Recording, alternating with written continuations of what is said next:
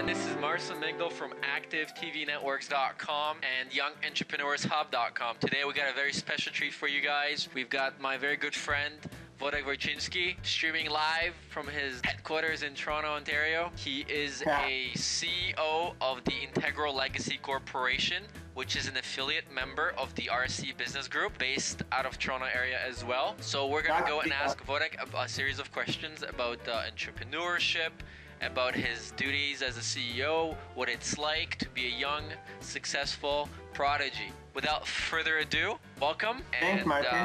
Take a couple of minutes and introduce yourself. Tell us about your educational background, what your current position is outside of being a CEO, what your duties are. Start from there. First thing I just wanted to mention is RSC Business Group is actually, they're headquartered in Los Angeles in California, and Integral Legacy Corporation is I guess you could say a new company that's going to be added or is included in the RSC Business Group, and that's headquartered in Toronto.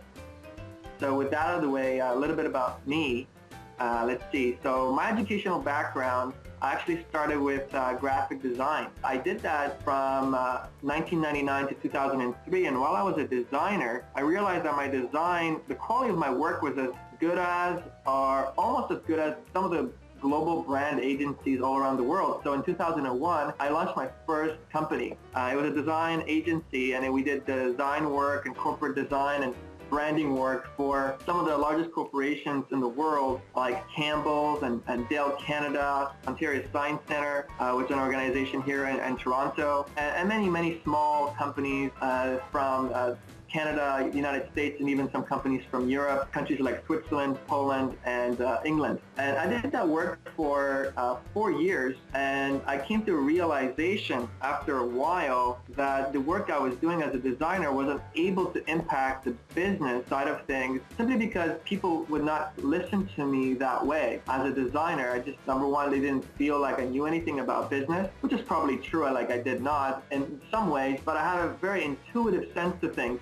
For example, I noticed that one major company that we worked with had a fairly significant advertising budget. They were working with the advertising agency. You know, it was in the tens of millions of dollars. And what we realized was that throughout the process of our work, our design work, and our consulting work for this major computer company, we found out that they were simply getting new customers each and every time. And there really wasn't any focus on getting, keeping the customers that they have. And we just found that to be kind of strange. It was, one of those eureka moments, I guess you could say. And I didn't really know what to do with that at that moment in time. But what I did do, though, is I decided that design wasn't for me as a design, building design company. And I kind of went on this pathway into training and development and coaching. And I ended up working for a global training and development company and managing 200 people at the age of 26. And I had how many people was that? Over 200. Yeah, and I never had a position as a manager ever.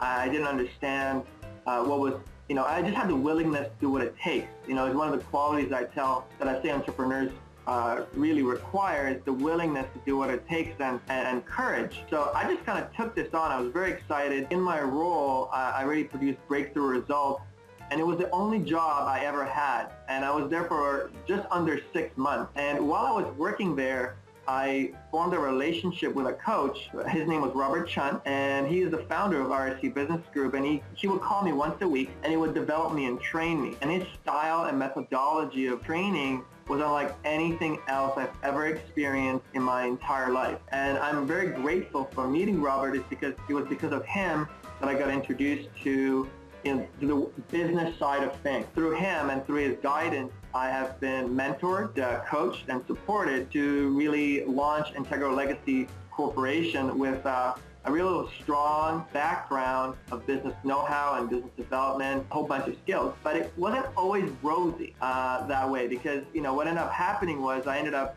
getting really ill. And when I started being developed by Robert back in August of 2006, we didn't know this at the time, but what actually had happened, I had mercury poisoning. And that kind of slowed me down for a good 2 years. So during that time, what I needed to do is build teams of people around me. I was literally forced to do that because I simply could not function. I was at one point only able to work about 3 hours a day. It was only because of, I guess the illness had its downside, but it also had the bonus side of me learning that, business is really a team sport. And how I got to be trained and developed is inside of teams and being supported by a lot of people along the way. I definitely would not be have the opportunity to launch this company right now without the support of all those people. That's kind of me in a short form. Okay, Wojtek, so do you consider yourself an entrepreneur? And if you do, what is your definition of one? Yeah, absolutely. I consider myself an entrepreneur, and my definition is what I really like about the word entrepreneur. It's a French word, and it's really a combination of two words, entre and prendre. And for those of you who speak French listening in the audience, what you'll know is that the word entre means in between, and prendre means to take. Essentially, when you put that together into a sentence, it looks like, taking something in between something else. And when I look at the definition of entrepreneurship, it's really someone that has the ability to see something that other people may not be able to see, but for them it's obvious, and to take that something and basically run with it and do whatever it takes to produce results or outcomes out of it. Meanwhile, for other people, they may not see it at all. And entrepreneurship, that's my definition for it. And in your opinion, if somebody wants to be an entrepreneur, what are the most important skills to have? And are they trainable, or are you just born with them? You're definitely not born with it. You absolutely need to be trained, and the biggest teacher will be life itself. But in terms of who is, like you're asking about the traits, correct?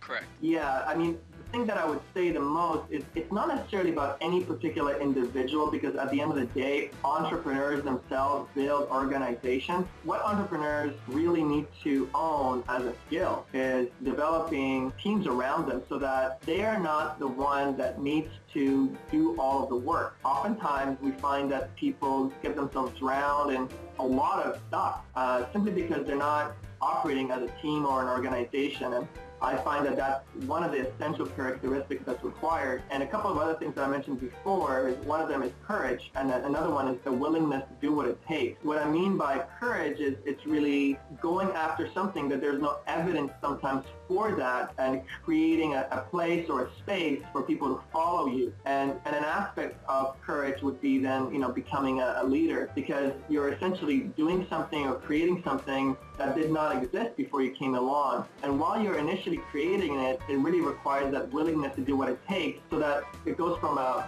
point of realization, like, I can see that this could happen, to actually producing the result in reality. And then that's where the team comes into play, because at the end of the day, without a team, it's something that may not be as easy to accomplish. Simple example could be, Cleopatra trying to build her pyramid on her own. That may have not been that simple.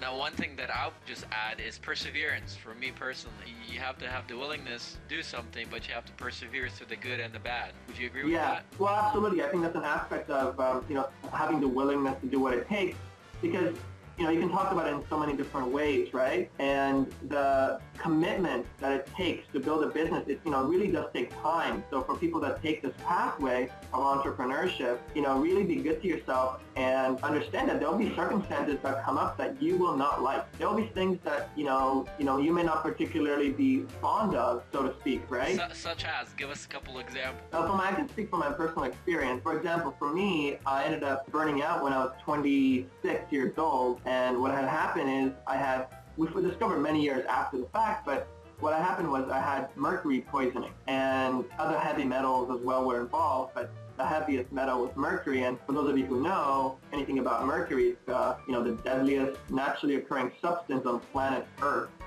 And it doesn't require a lot of mercury in your body to shut down a lot of your system. So that was a circumstance that for me initially occurred like, why me? I mean, I was just laying in bed, looking at the ceiling, wondering, am I going to get better? And, I can tell you the pain was really excruciating, even though externally, for people looking at me, I looked completely healthy. And they thought initially that I was making stuff up, it wasn't true. And after, a few years of going through dozens of different types of tests and doctors, they eventually discovered that that's what was the case, because it was not, a normal circumstance, right? They wouldn't normally go, oh yeah, let's check this out.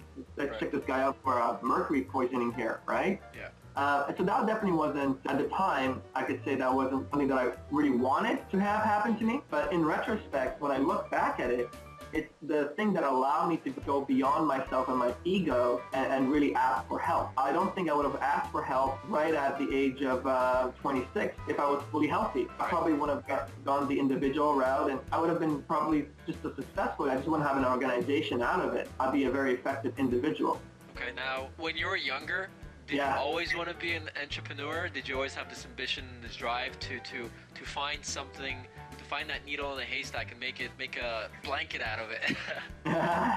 Needle out of it, like make a blanket. Yeah, that certainly takes a little bit of creativity. Well, for me, what ended up happening was I was 9 years old, and I had a bunch of comic books, and this comic book obviously belonged to me, and I really cherished them, but I wanted to sell them because I saw that I wanted to buy other things, and that was really my first take on, I guess, selling something that I owned. And I went downstairs to one of my family friends, and I knew that he was on the market on Saturdays and Sundays, and I asked him if he could sell my comic books. He agreed, and so I brought my comic books to him, and I individually, sticker price each one, and it took a lot of time and effort for me to do that. And at the time I was actually living in Poland. It was a different economic conditions. Regardless, I went down and gave him the comic books. A few weeks later, a few months later, I asked him, how the sales coming along. And I was very kind of shy, and none of the comic books sold, and I was really distraught because I really wanted to convert my comic book into a Matchbox car. But ever since then, I really had... What was that? Matchbox? Oh, Matchbox. You remember Matchbox? No. Okay, so Matchbox are these little toy cars, and they're manufactured in England, and they're kind of like miniature little cars, and they have a whole variety of them. And I was, 9 years old, and that's what I wanted. I wanted toys. Okay, obviously. Right? So I wanted to play. I'm really grateful for that opportunity at that moment in time, because I realized that playing is so an important aspect of being an entrepreneur, even today and moving forward as I move into my 30s and 40s and so on forth. Long story short, I didn't get my Matchbox cars, none of my comic books sold, but what I did learn from that is, it really does require a little bit more thinking, and it requires, like you said, perseverance, in the sense that, I didn't go after other people, and, I didn't ask more people, different locations maybe to sell my comic books. And well, you were 9 years old, right? I was 9 years old, so I didn't know how to hustle and deal on the street, kind of a thing.